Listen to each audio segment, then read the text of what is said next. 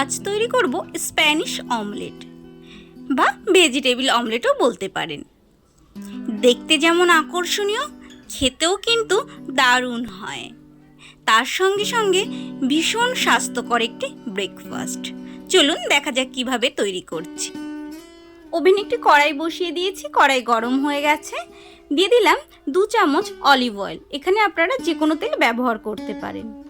তেল গরম হয়ে গেছে, ভেঙে দেব 2টি ডিম।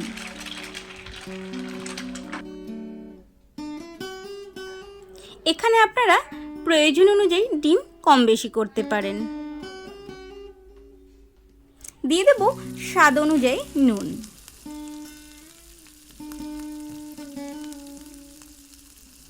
একটি চামচের সাহায্যে ডিমের কুসুমটা ভেঙে দেব এবং চারিদিকে ছড়িয়ে সমান করে দেব।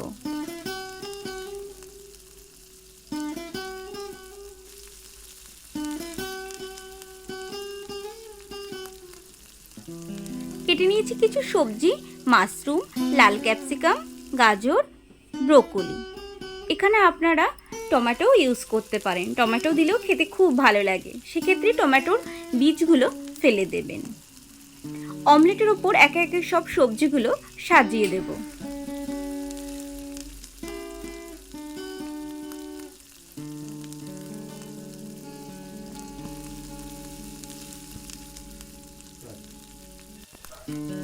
ওপর থেকে দিয়ে দেব হাফ চামচ গোলমরিচ গুঁড়ো।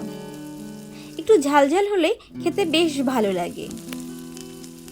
গ্যাসের ফ্লেমটা একদম লো করে দেব, দিয়ে 5 মিনিটের জন্য ঢাকনা দিয়ে ঢেকে দেব।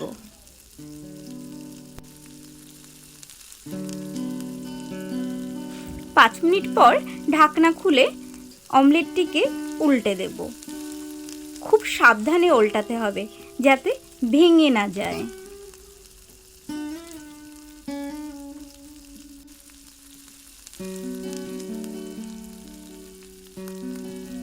আবার 2 মিনিটের জন্য ঢাকনা দিয়ে ঢেকে দেব, যাতে সবজিগুলো খুব ভালোভাবে সেদ্ধ হয়ে যায়।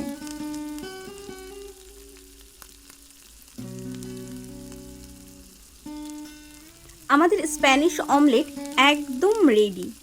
এবার একটি পাত্রে এটিকে তুলে নেব।